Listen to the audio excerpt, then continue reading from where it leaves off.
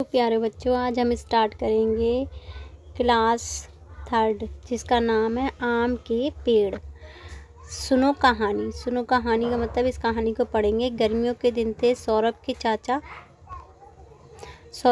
अपने बगीचे की गर्मियों के दिन थे। सौरभ के चाचा ने अपने बगीचे की एक टोकरी आम भेजे। आम बहुत मीठे थे। सौरभ को बहुत अच्छे लगे। उसने सोचा ऐसे ही आम मैं अपने बगीचे में लगाऊंगा। उसने बगीचे में एक जगह मिट्टी खोदी, वहाँ एक गुठली डाल दी। गुठली पर मिट्टी डालकर उसमें थोड़ा पानी छिड़क दिया मतलब देना। वह रोजाना यानी कि प्रतिदिन सुबह वहाँ पानी डालता। कुछ दिन बीत गए, आम का पौधा नहीं निकला। उसने पानी डालना बंद कर दिया।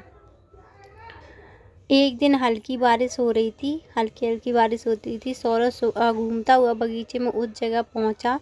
सामने ही लाल कोपल मतलब छोटी छोटी पत्तियां, नन्हा सा पौधा लगा। पौधा देखते ही सौरभ खुश हो उठा। पौधा निकल आया कहते कहते वह अंदर भागा। अपनी छोटी बहन प्रिया का हाथ पकड़कर बगीचे में लाया। पौधा देख प्रिया भी खुशी से उछल पड़ी।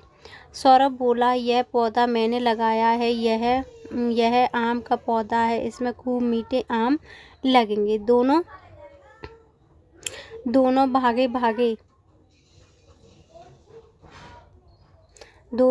भागे पिताजी के पास गए। पिताजी बोले, क्या बात है, आज तुम दोनों ने बहुत प्रसन्न हो। प्रिया बोली, पिताजी बगीचे में आम का पौधा निकल आया है। अगले वर्ष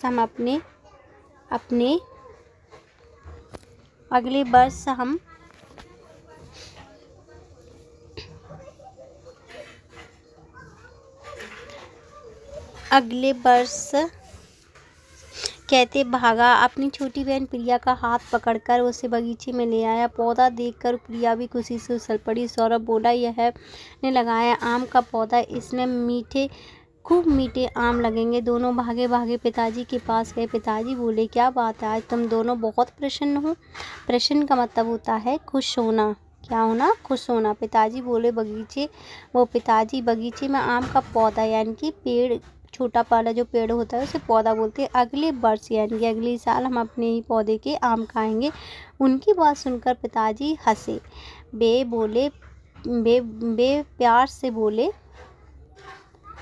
प्यार से बोले, छोटे से पौधे को बड़ा होने में बहुत समय लगेगा। 4-5 वर्ष में यह एक बड़ा पेड़ बन जाएगा। इसका तना मोटा हो जाएगा, बड़ी बड़ी शाखाएं होंगी, इनमें आम लगेंगे। प्रिया सुनकर थोड़ी उदास हो गई, परंतु सौरभ बोला, कोई बात नहीं, हम पौधे की देखभाल करेंगे। एक दिन इसका फल अवश्य यानी कि जरूर मिलेगा।